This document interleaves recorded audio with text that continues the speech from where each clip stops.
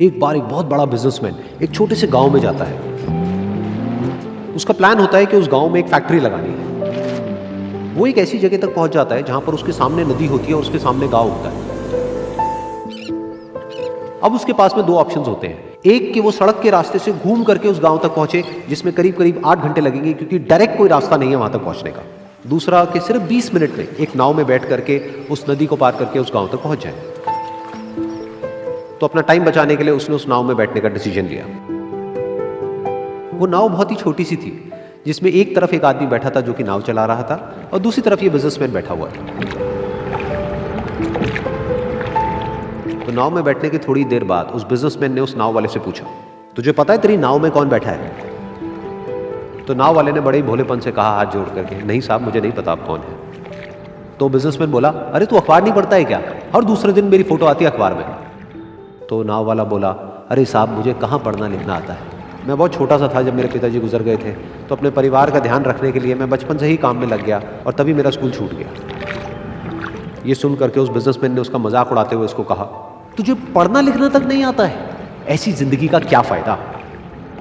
ये सुन करके उस नाव वाले को बुरा तो लगा, लेकिन उसने कुछ नहीं कहा।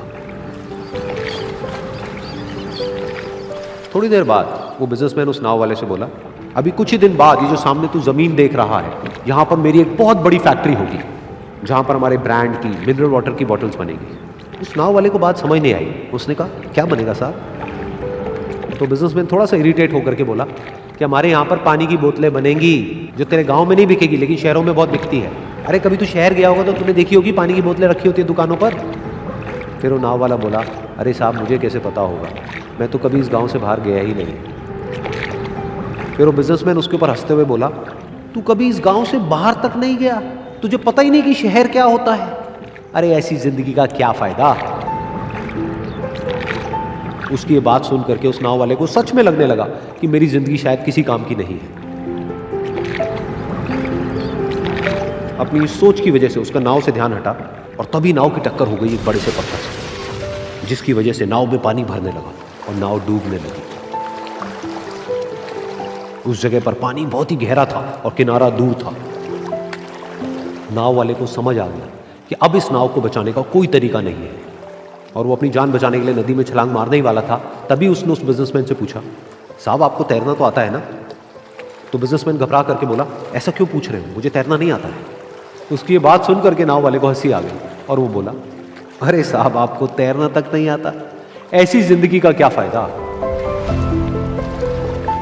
ये सुन करके उस बिजनेसमैन को अपनी गलती का एहसास हुआ और वो हाथ जोड़ करके उस नाव वाले से बोला, तुम जो कहोगे मैं तुम्हें दूंगा, बस मेरी जान बचा लो।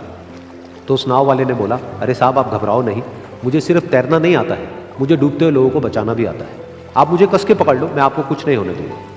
और फिर उस नाव वाले ने ना सिर्फ अपनी बल्कि उस बिजनेसमैन की भी जान बचाई। तो इस कहानी से हम एक बहुत बड़ी सीख ले सकते हैं कि हमें जिंदगी में कभी भी किसी का भी मजाक नहीं उड़ाना चाहिए या उसको अपने से कम नहीं समझना चाहिए, क्योंकि हमें नहीं पता कि हमें कब, कहां, कैसे, किसकी जरूरत पड़ जाए।